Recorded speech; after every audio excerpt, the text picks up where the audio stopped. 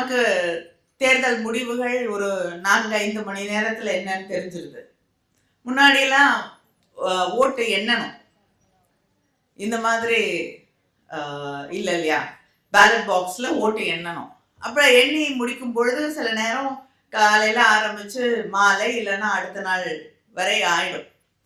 ஆனா ஒரு நேரத்துக்கு அப்புறம் நம்ம அந்த தேர்தலின் போக்கு என்னவாக இருக்கு அப்படின்றது ஒரு அளவுக்கு புரிந்து விடும். கொஞ்ச நேரம் பார்த்துட்டு இருப்பாங்க, செய்திகளை எல்லாம் கேட்டுக்கொண்டிருப்பார்.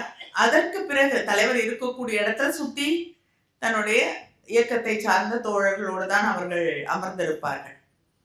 கொஞ்ச நேரம் ஆனோன்னா அந்த போக்கு நமக்கு சாதகமானதாக இல்லை என்று தெரிந்த பிறகு தன்னை சுற்றி இருக்கக்கூடியவர்களை மகிழ்ச்சியாக வைத்துக் கொள்ள வேண்டும். அவங்க யாரும் சோகத்துல இறங்கிடக்கூடாது, அவங்க யாரும் வருத்தத்துக்குள்ள போயிடக்கூடாதுங்கிறதுக்காக அந்த இடத்தையே கலகலப்பாக மாற்றிய தலைவர் தான் தலைவர் கலைஞர்.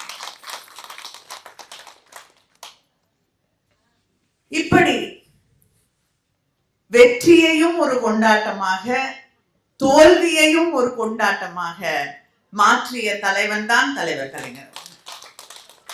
என்கிட்ட ஒரு தந்தையாக எந்த நேரத்தில் நீங்க கேட்டாலும் அவர்கிட்ட நீ கத்துக்கிட்ட பெரிய பாடம் எதுன்னா இதுதான் நான் அவரிடம் கற்றுக்கொள்ள மிகப்பெரிய பாடம். எது வந்தாலும் நம்மால் அதை தாண்ட முடியும். கொள்கை உறுதியோடு நின்றோம் என்றால் அதை வெற்றி பெற்று காட்ட முடியும் என்பதைத்தான் அவர் எனக்கும் இங்கே இருக்கக்கூடிய உங்களுக்கும் மேடையில இருக்கக்கூடிய அத்தனை பேருக்கும் எந்த நேரத்திலையும் எந்த தோல்வி வந்தாலும் என்ற ஒரு இக்கட்டு வந்தாலும் அந்த கொள்கையை விட்டு விடாமல் அதை எதிர்த்து நின்று போராட வேண்டும் என்று நமக்கு அவர் தன்னுடைய வாழ்நாள் செய்தியாக அதை நமக்கு சொல்லி தந்திருக்கிறார்.